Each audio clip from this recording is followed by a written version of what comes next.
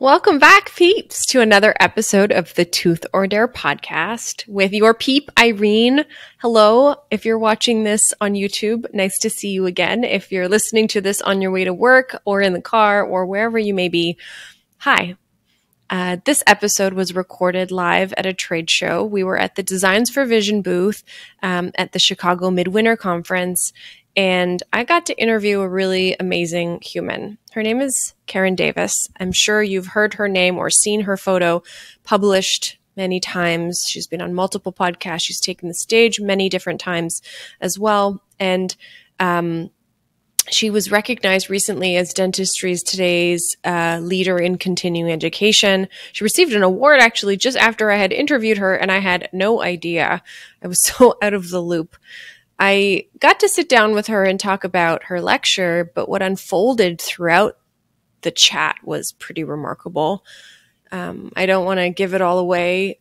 Sadly, Karen had lost her husband the year before and battled with quite a bit. So I'll leave you to listen to that episode. And I mean, in this episode, we talk about it.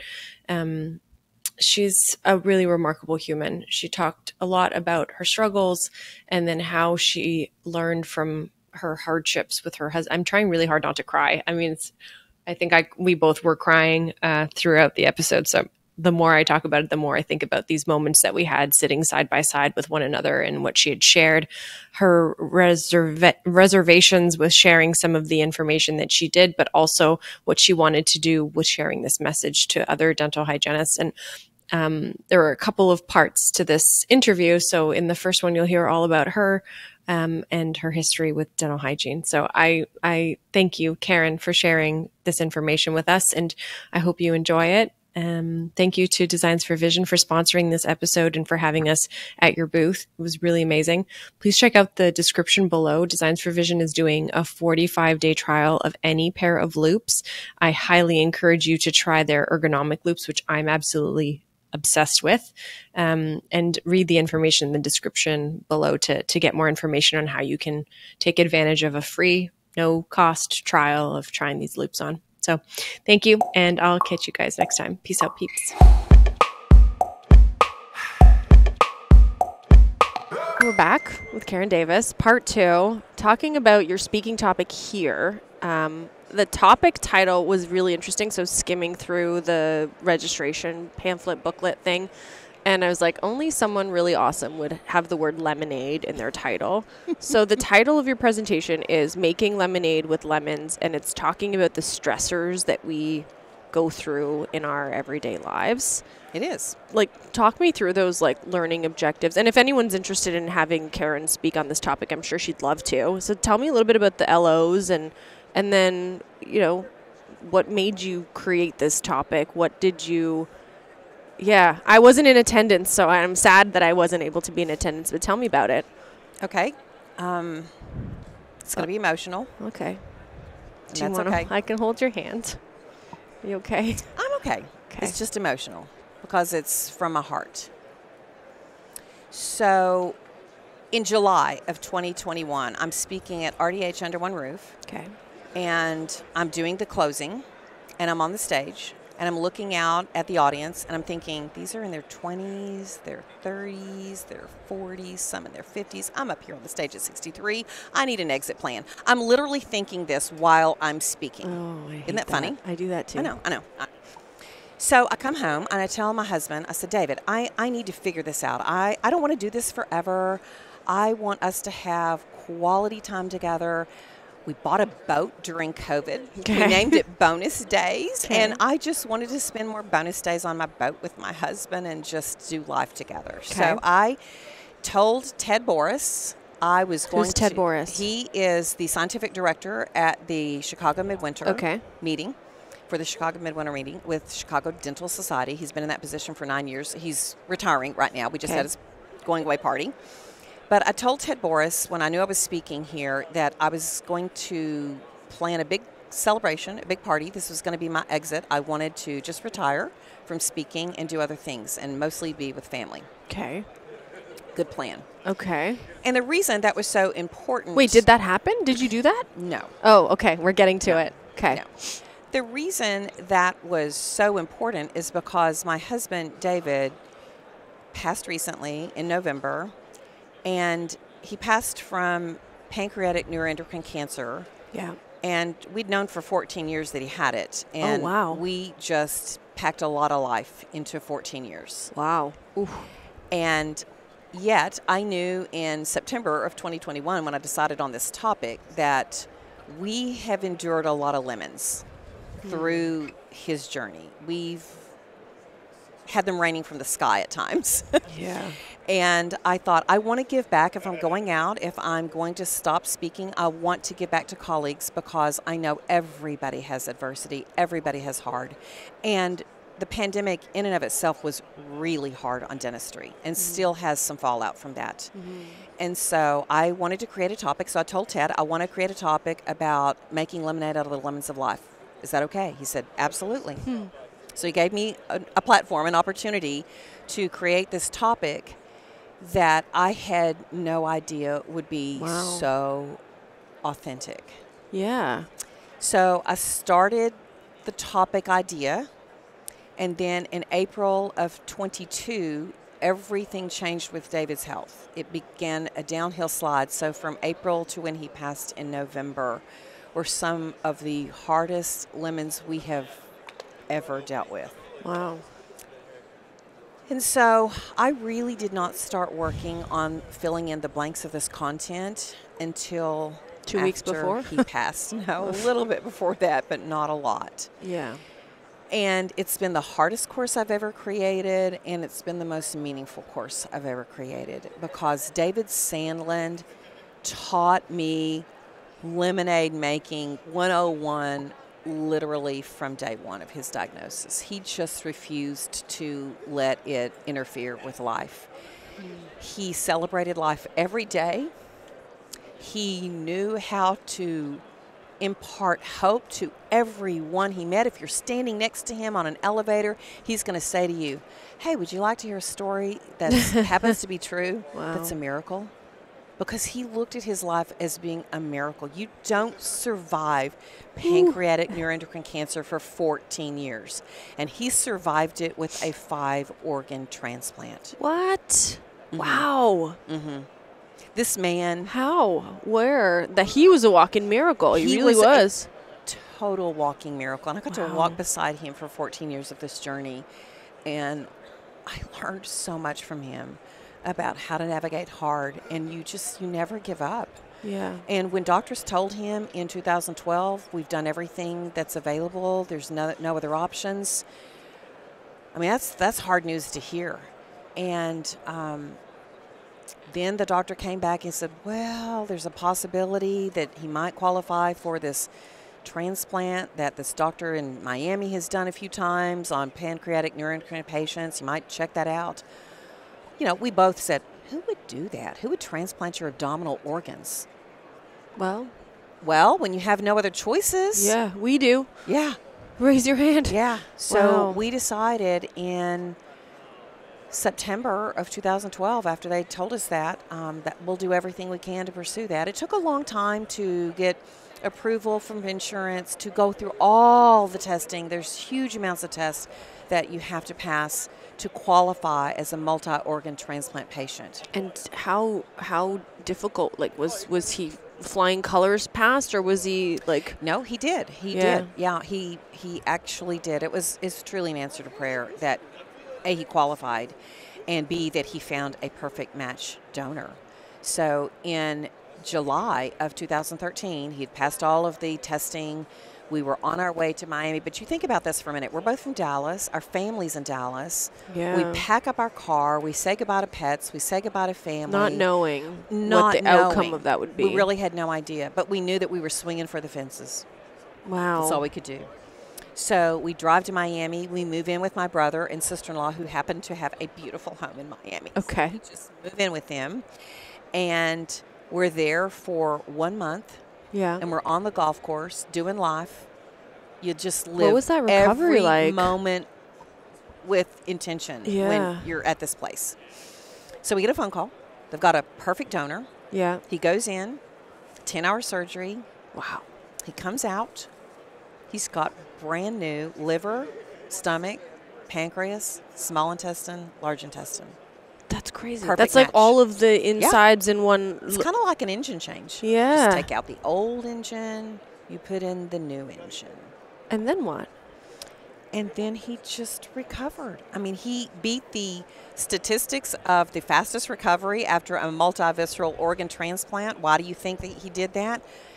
Attitude from day one made all the difference in his recovery. His nurses told him later, said, we knew you were going to sail through this because your attitude was just incredible. Wow. So 2 weeks later, he walked out with brand new organs, started his recovery. We stayed there in Miami for the next several months while he completely recovered. Yeah. And moved back to Dallas, and we resumed life. I'm speechless. It's called the gift of life. For anybody that has ever considered being an organ donor, don't wait. To register, sign up. The gift of life truly gave us Do you know anything about the owner? Years. Like the donor? We know very little. Yeah. We attempted to reach out to them. David really wanted to. How do you repay someone? Thank a family for that gift. We know that it was an 18-year-old that passed in the state of Arkansas from a head injury. That's all we know. That's it. David did reach out, and the families always have the option to respond or not, and we never heard back from them. Yeah. But we just could never, ever thank that family enough. I mean, I can't imagine losing an 18-year-old suddenly. Yeah. Can't. Yeah. Maybe they'll reach out eventually. Maybe you never so. know. Yeah. But David's quality of living was phenomenal. Yeah. So we get more bonus days, bonus months, bonus years until April of 22 when his health changed. Yeah. And what happened? It's a tragic story. I'll share it. Cancer was growing in his liver. Cancer did recur. And they told us from day one, we can't tell you that the cancer won't come back, but we can be watching for it. Right. So 2 years after the transplant, they did notice a lesion back on his liver again. So obviously this is the new liver? Yes, a new liver. There's a lymph node somewhere in his body that still had cancer in it. Ugh. And that's why they said, we can't guarantee you that it won't come back. Yeah. So it did come back. And? So we treated. And so, we'd gone through treatments. And okay, this is where I'm probably really going out on a limb, but I'm just going to tell you what I believe to be true. So David was really high risk as a transplant patient for the COVID virus. And yet there was very little data on, what happens to transplant patients that also have cancer if you add this virus to the mix. Right. Think about that. There's just not any data, okay? But we consulted with this transplant team, and what they knew early on with data is that if, as a transplant patient, you acquired this virus, there was a really high mortality rate. So they suggested and recommended strongly that David have the vaccine. Yeah, keep telling me. So he does his third vaccine in August of 21. Yes, August of 21, third vaccine. His scans at that point with the treatment that we'd been doing showed that the cancer was stable. It had shrunk. It was not growing. It had been that way for over a year. After the third vaccine, 3 months later, another scan. Wow, it's grown by 30%. Wow. So you think it was the vaccine? I really do. I think it was a tipping point in how the vaccine changed the DNA of the cancer. So did you tell your doctor, like the doctors, your premonition, or did they notice this in anybody else? Well, here's the thing. As a researcher, what do you think I do? When we get that result back, I start pouring through the research. Is there any data that the vaccine could potentially change the expression of the cancer in the liver? Well, guess what? There was. Stop. No, there is. So whomever recommended it didn't do their due diligence, or do you think it was just too early? No, I don't think that this would happen to everyone that has cancer and everyone that has a vaccine, and even not everyone that has this type of cancer. I think there was a tipping point for David. Cancer expression is really very individualized. It's never one factor, never two factors. It's a convergence of factors. So it may have been the stress that he was under at that time, coupled with, I don't know, environmental things, exposures, who knows what all the perfect storm was. But I do think that the vaccine was the tipping point for him that changed the expression of cancer cells. Now, there is data on that in liver cancer cells changing and growing after the vaccines, the Pfizer vaccines. But you're going to have to really dig deep to find that research because it's not well publicized. Right. But at that time, I just wanted to know how did this happen? And so, okay, I'm telling his doctors, I believe this is a component. It's probably not the only factor, but a component. But what do we do now? Yeah. And so we were on track for David to undergo a treatment in April to get the cancer back under control. Everything we do is like shrinking cancer, resetting the clock. And so he was on track to do that. And then his blood work right before the procedure came back and showed that his bilirubin was sky high, which it never had been. And so they said, oh, wow, we've got some blockage somewhere in the liver. So one of the tumors that was growing like wildfire after that vaccine had compressed one of the biliary ducts. So David had to have a procedure to open up the duct. Yeah, so it's like putting a stent in the liver, just like you put stents in the heart, the arteries for the heart. Yes. So it was an outpatient procedure. He went in for that, but the surgeon was wise. David's immunosuppressed, high risk for infection. He said, let's keep him overnight, just keep him here and observe. And so we were settled into the hospital for the night, and the hospitalist comes along and says, what are you doing here? You don't need to be here. Go home and sleep in your own bed. And I went, whoa, wait. And so, I throw up the objections, but I'm just the wife. Stop. I'm not the doctor. They sent him home. A few hours later, David starts running a low-grade fever, and I know with low-grade fevers and transplants, you go to the ER. That's just what you do. So we go to the ER, and I'm literally arguing with the ER doctor what constitutes a fever. David was at 100.2. He said unless it's 100.4, which is considered a fever, we won't admit him. What? My hair's on fire. And he just had a surgery. They didn't even call his doctor? Endocrinologist? Did he have an endocrinologist? They did consult with the oncologist. They did consult with the oncologist. And the oncologist basically says, how does he look? How does he present? Does he seem sick? Well, I know He's David. He's got a fever. Yeah, I know David, and I knew he really was sick. But David's interesting. Anytime, even when he was sick, when doctors would come into his hospital room, they go, how are you doing? Great. Fine. So, I just had 5 organs replaced. I'm totally okay. Yeah. Oh, great. Fine. Oh, no. So I knew he was not well, but he didn't look really sick. So at any rate, they sent him home, and then 5 hours later, he's got 104, not 100.4, 104 temperature. We go back to the ER. It was just a really bad shit show at the ER. I don't know what else to say. It was just it was a horrible time to be there. No, different doctors. We could not get David out of the ER queue and into a room to be treated appropriately until, are you ready for this, 13 hours later. Yeah.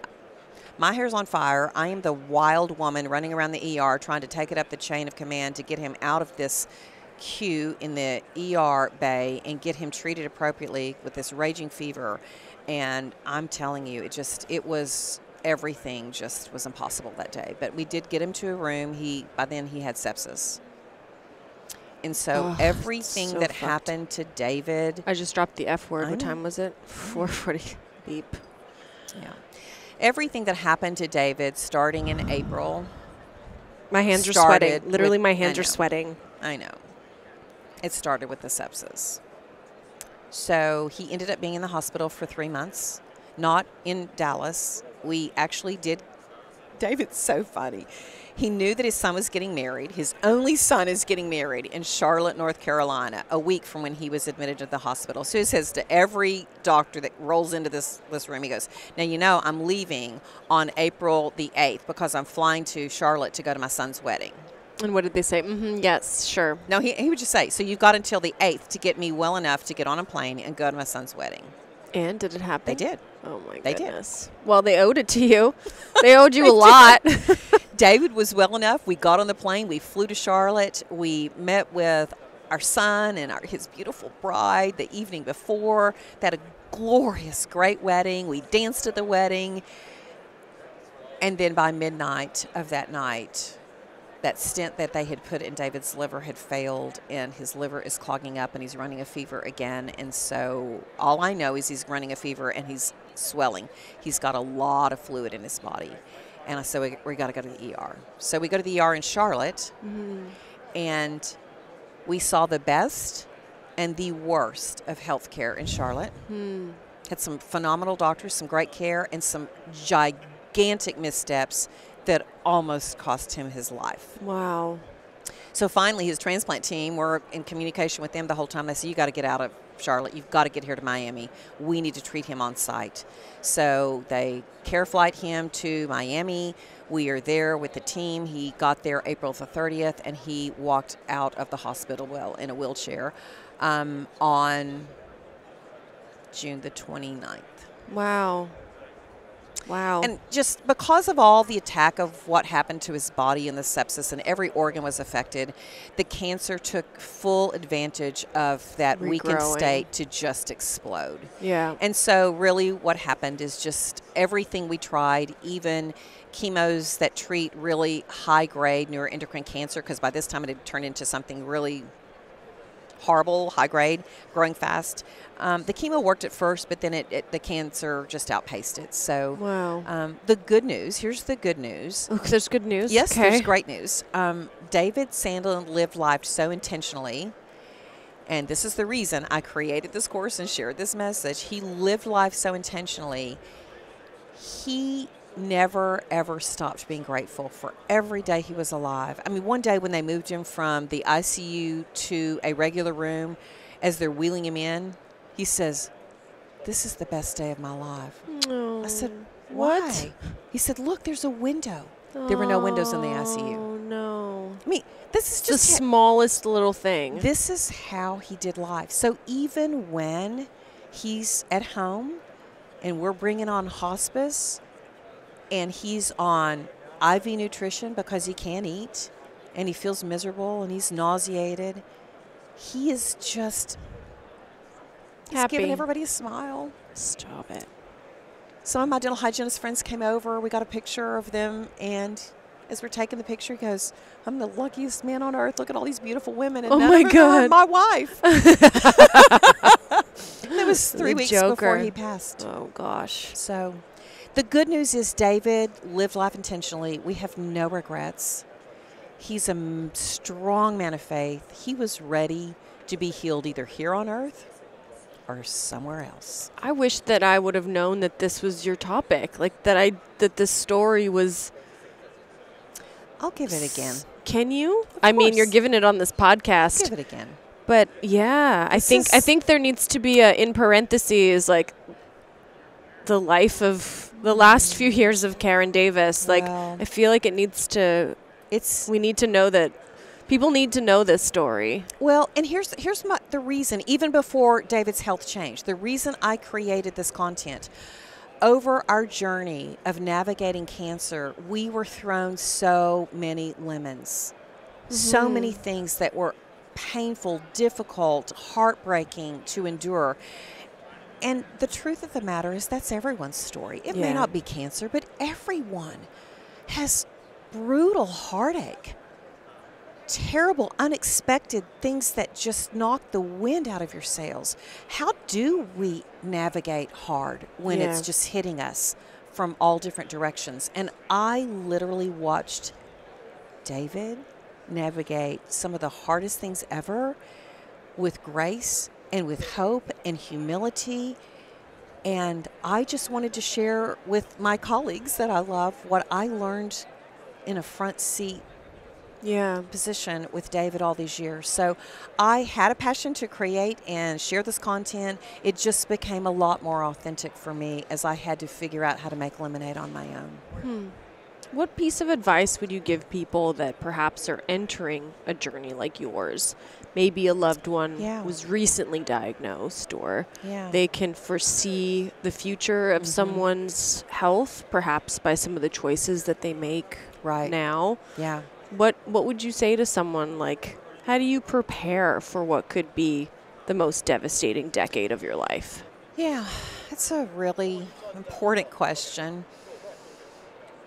I think the best advice, given what I've gone through, would just be to be present, be in the moment, savor. There's actually, believe it or not, there's a lot of science on the benefit of savoring. It's been studied. There's a scale. What do you mean by savoring? Like, just like, if you're having a positive moment, just like keep it there for a while. Yes, let all distractions go by the wayside. I'm choosing to be in this moment. That example that I just gave you, David, entering his hospital room, and it's the best day of his life because there's a window. He was savoring the fact that, wow, I can look out and see the sun. I can see the trees. I can see the sky. I'm savoring this moment. This is great. Instead of, damn it, I'm still in the hospital. I feel like crap. Yeah. I don't know if I'm going to survive this. I mean, do you see the perspective? Yes. Savoring actually changes your perspective. So the best advice I could give would really be 2 pieces. Go with what you know. Don't live in the land of what if. What if is a dead-end street. It will suck the joy right out of your life. Live in the present. Savor today. Savor the moments. And especially if you're dealing with chronic illnesses that you really don't know how it's going to turn out. I mean, every one of us is living with a terminal disease. It's called death. Sure. It happens to us. We have a clock. Yes, we do. And I just think figuring out how to be present and savor the good things, what it does for us, it actually builds up a bank of resiliency for the next time hard things come along. And that's exactly what happened with David. He was building up a bank every day because he needed it.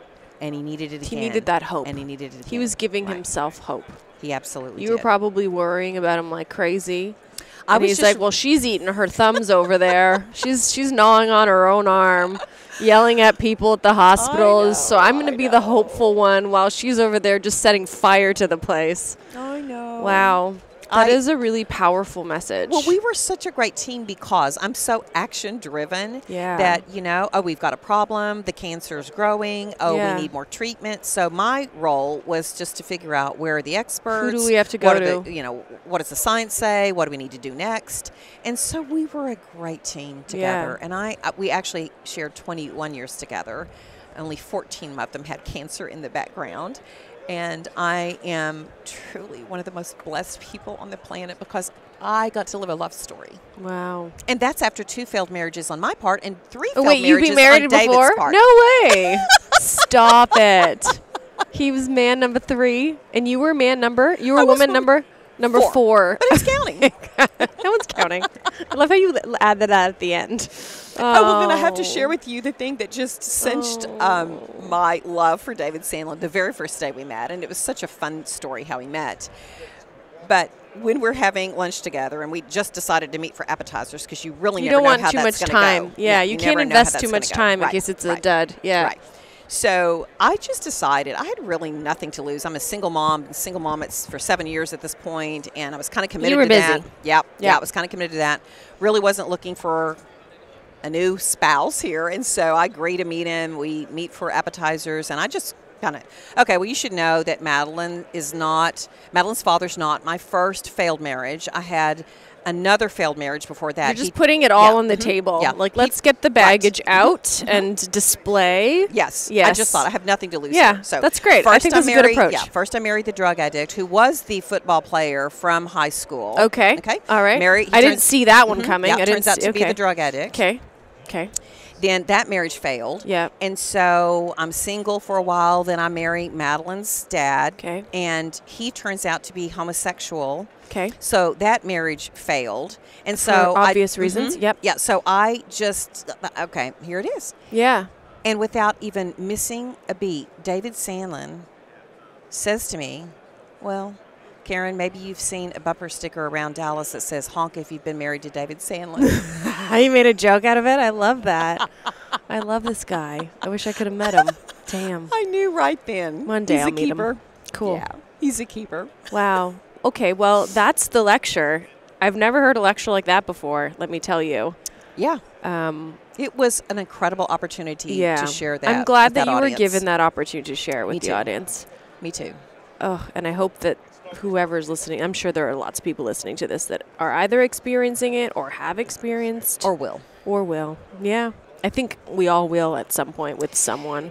Yes, that's with the sad part. Love, yes. I mean, most of us at some point in our lifetime will have to do that horrible goodbye to somebody that fills up our heart to overflowing, and that's exactly what David did to me. He filled up my heart with overflowing. I don't know how you're not breaking out into tears. I'm sucking it back so hard. My hands are perspiring, and this never happens. Can I just give you full disclosure? Yesterday, You said this on stage, so you probably cried on stage. Yeah, did you? I did. At the very end? No, or at halfway? The very beginning. It just was really hard to get it going because my heart was just so full. But it's really interesting. After I spoke yesterday morning, gave my lemonade course, and then I did cannabis in the afternoon with Tom Viola, I'm coming down the long escalator at the end of the day, and I burst into tears, and I cannot control it. And I get in the cab, and I'm going back to my hotel room with my good friend Tricia Suna, and I'm bawling, crying. And she says, "Are you okay?" She said, "You just held it in all day, didn't you?" I said, "Yeah, I did." Yeah. So there's just times when it just overtakes me, and I just have to be in that moment, and that's okay. Yeah. It's okay to cry. It absolutely is. And even if it's on an escalator at the biggest conference in the United States. Yeah, that's cool too. Right. Mm-hmm. Wow. Okay. So there's times when it overwhelms me, and at times when I just am able to carry on. But I am so grateful to you for giving me an opportunity to share this message, because I was not expecting. So I knew that you had lost your husband because I saw it on Facebook. Right. But you and I are not close. I mean, we're Facebook friends, but we're Facebook friends with thousands of other people in our industry. So it's like you don't want to be that person that it's like, well, I've never spoken to this person in my entire life, and now all of a sudden I'm the most empathetic human in the world. Like, that just shows that you're not, it's like a weird thing. Sure. Agreed, right? Agreed. You probably saw that. You were like, I haven't spoken to this person since high school, and they did 5 bad things to me, and now all of a sudden they're my best friend. So but I saw that you had lost your husband, and I think I shared my condolences in like the messages, but yes, you did. I didn't know that this lecture was about your husband and about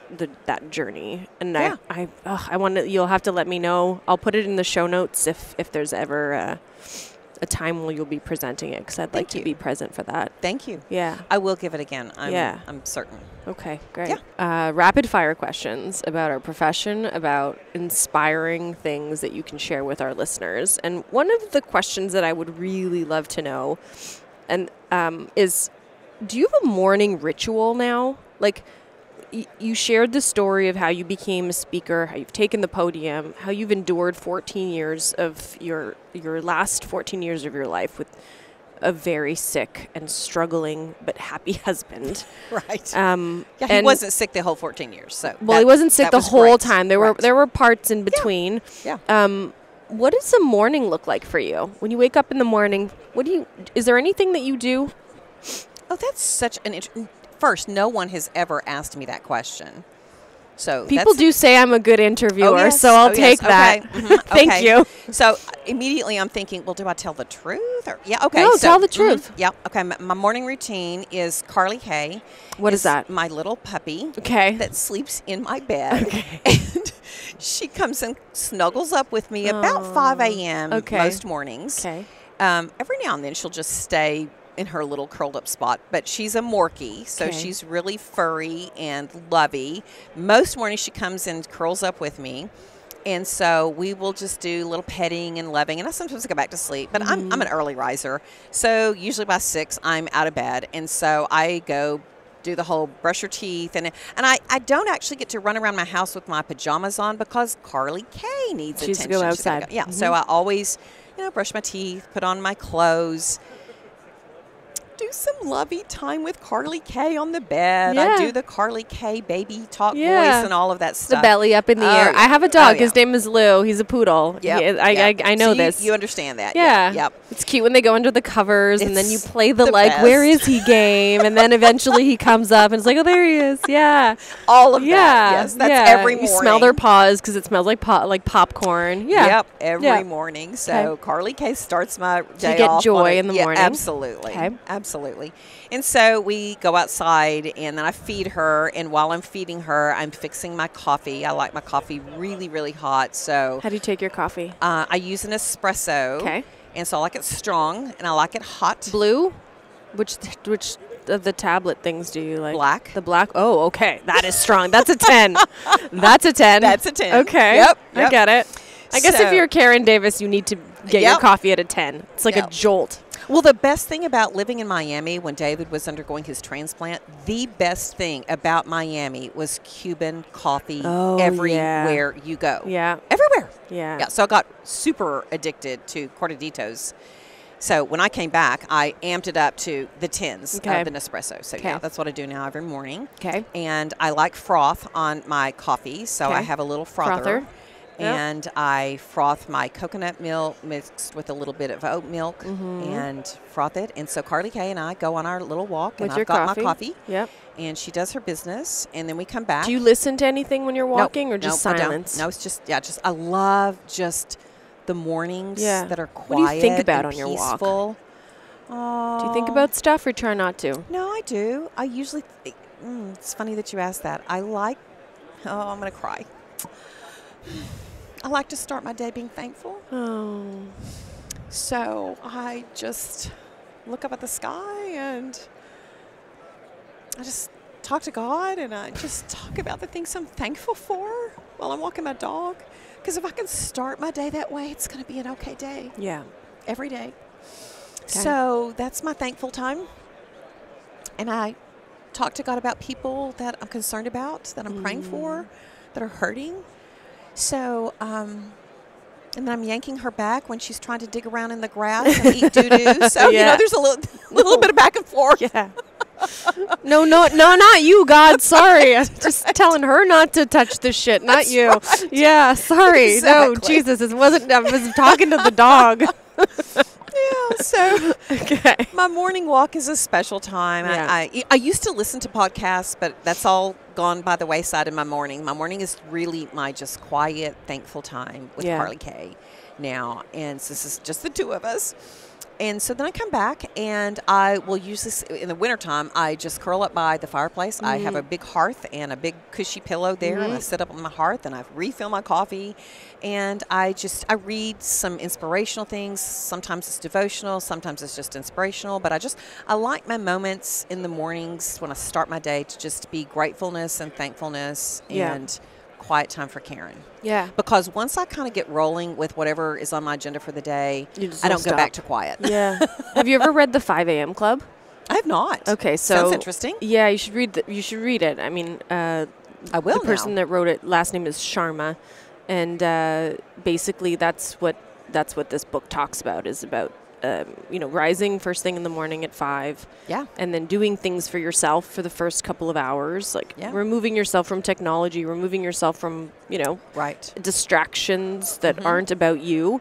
And if you can claim or reclaim your morning, then it sets the pace for the rest of the day. Yeah, I totally agree with that. Yeah. The mornings that I have to hit the floor running for whatever reason, I have something going on that I have to tend to, those are tougher days. Yeah.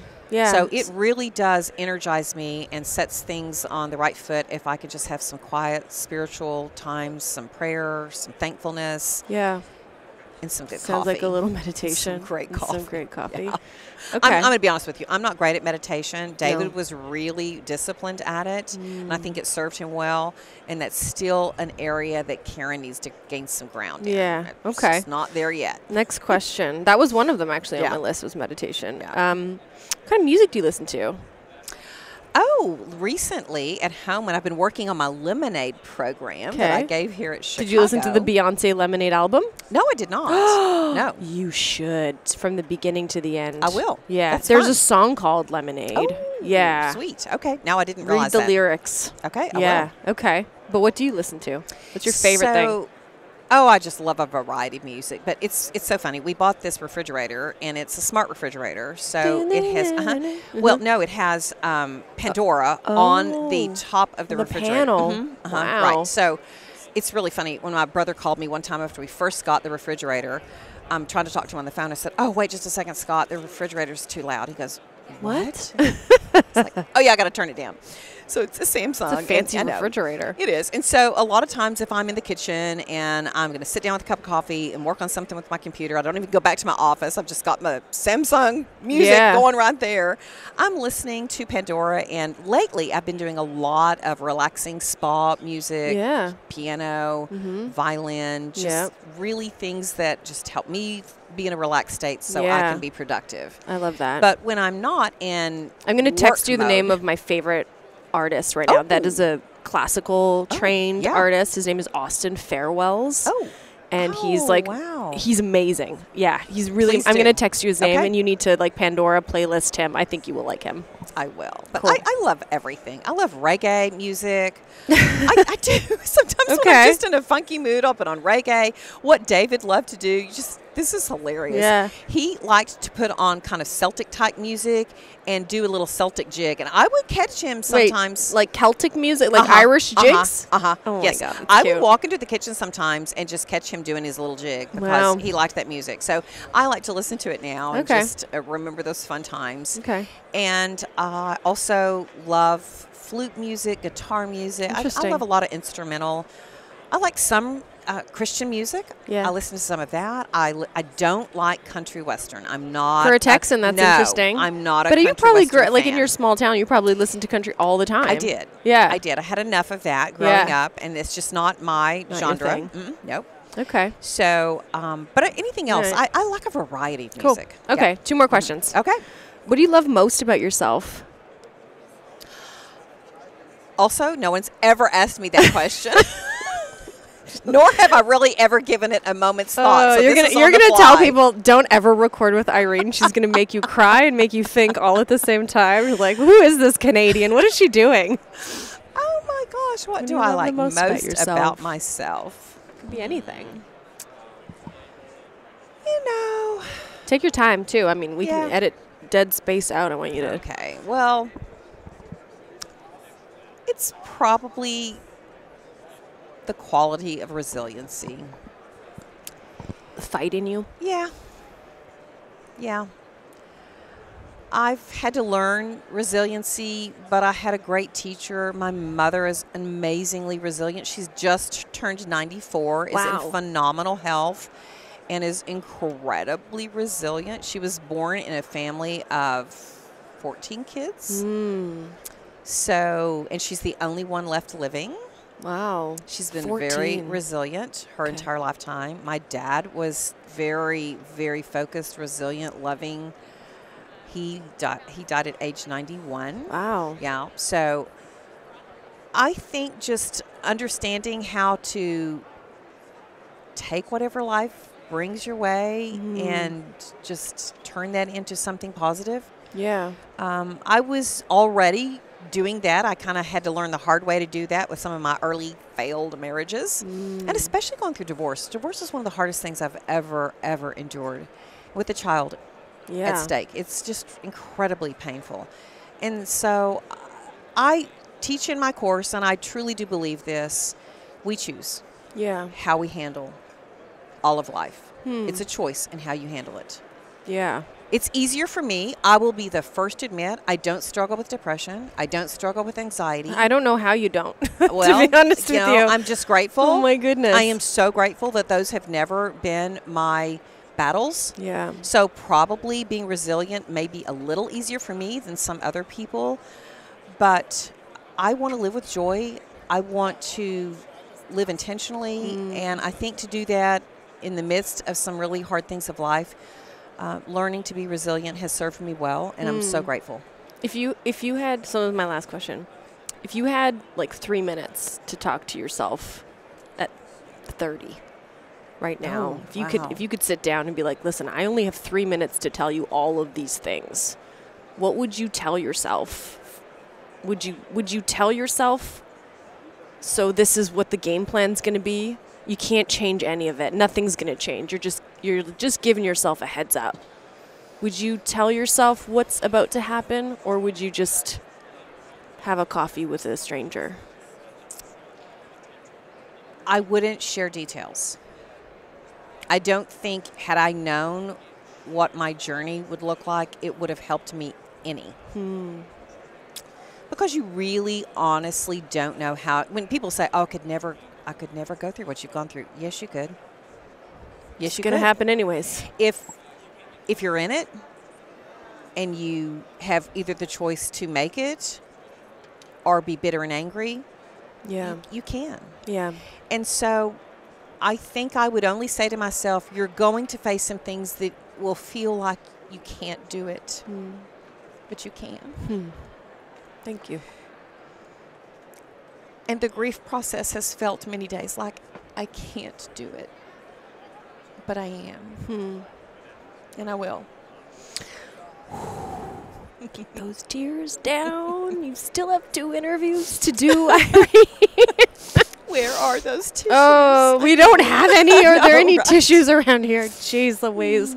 Have you ever? I've never felt at a trade show. I've never felt like in a bubble before. Oh. Like this is the first time that I've ever felt like the room and people are spinning and walking around us. But like I don't even notice anyone around. No. Usually, are there other people in the room? Like I'm sure people have walked by and like tried to wave at us, you know. But like I've never felt like I've been in this bubble. So thank you for being in this bubble with me here.